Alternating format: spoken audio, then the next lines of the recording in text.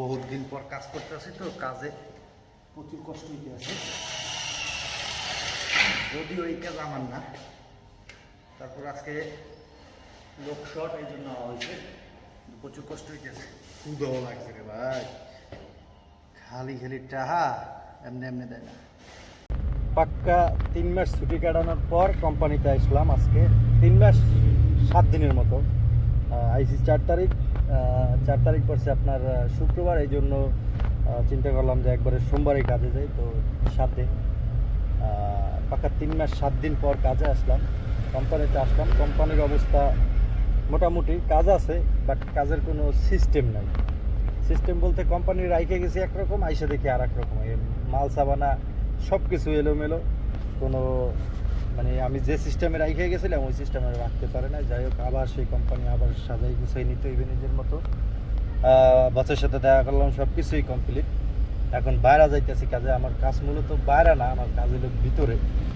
তো আজকে একজনের ছুটি কাটাইছে, তো এই জন্য যাইতে আছি আপনার বাইরে। ওই আমাকে বসে যাইতে আছে আরেক গাড়ি লিয়ে, আর আমরা যাইতে আছি আরেক গাড়ি লিয়ে, 2 গাড়ি বের হয়।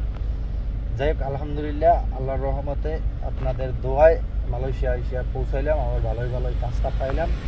তো আশা করি আপনারা ভিডিওগুলো দেখবেন আর আমার বেশি বেশি করে সাপোর্ট দিবেন, যাতে করে আমি সামনের দিকে আগায় যেতে পারি। আর সবচেয়ে বড় কথা হলো, আমার যে ভিডিওর স্টার্ট ছিল মূলত আপনার মালয়েশিয়া যারা প্রবাসীরা আছে তাদের হেল্প করা, কাজের জন্য যেদিক দিয়ে হোক যতটুকু পারি, যতটুকু আমার দ্বারা সম্ভব আমি অতটুকুই হেল্প করতাম। সো এখন আসছি প্রায় 3-4 দিন হয়ে গেছে, এখন পর্যন্ত ওরকম কারোর সাথে কোনো যোগাযোগ হয় নাই। সো যোগাযোগ হইলে ইনশাল্লাহ আবার আপনার কাজ আপনাদের আমার ফেসবুক ভিডিওর মাধ্যমে আপনারা কাজ পাবেন, ভিডিও পাবেন। তারপর ওই আগের সিস্টেমে আপনারা কমেন্ট করলে দেখা গেছে ওই কমেন্টে আমি রিপ্লাই দিয়ে আপনাদের সাথে যোগাযোগ করবো। সো কাজ পেতে হলে আর বিভিন্ন সহযোগিতা পেতে হলে আপনারা অবশ্যই আমার ভিডিওগুলো দেখবেন, আমার একটা ফলো দিয়ে রাখবেন, যাতে করে আপনারা সবসময় আমার ভিডিওগুলো সবসময় আপনারা পেতে পারেন। আর দ্বিতীয় কথা হলো, আপনার বর্তমানে কিন্তু মালয়েশিয়া অনেক ছিনতাইকারী বাইরে গেছে। সো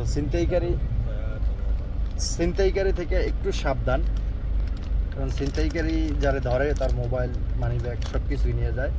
আর এই জিনিসটা মালয়েশিয়া এখন সচরাচরই দেখা যায়। আপনি দুপুরবেলা যদি একা বের হন তাইলেও আপনার মোবাইল, তারপর মানি ব্যাগ এগুলো নিয়ে যাবে। সো ভিডিওটা করার কারণই হলো এইটা যে ভাই, যারাই একা বের হন, অনেক কষ্টে এখানে কাজ করে একটা ফোন কিনেন ভালো, অথবা বেতন পেয়ে মানি ব্যাগে টাকাটা রাখেন, একটু ঘোরেন, তখন যদি আপনার মানি ব্যাগ থেকে টাকাটা নিয়ে যায় তাহলে কিন্তু মানে দুঃখের আর শেষ নাই। সো এই জন্য আপনাদের বলছি যে আপনারা চলাফেরা করবেন না এমন না, 3-4 জন মিলে চলাফেরা করবেন। যদি দুপুর হয় বা শুনশান কোনো রাস্তা হয়, ফাঁকা রাস্তা হয়, তাহলে 3-4 জন মিলে চলাফেরা করবেন। তো আশা করি ভিডিওটা মেসেজটা আপনারা পাইছেন, আর অবশ্যই ভিডিওটা শেয়ার দেবেন কোনো উপকারে আসলে।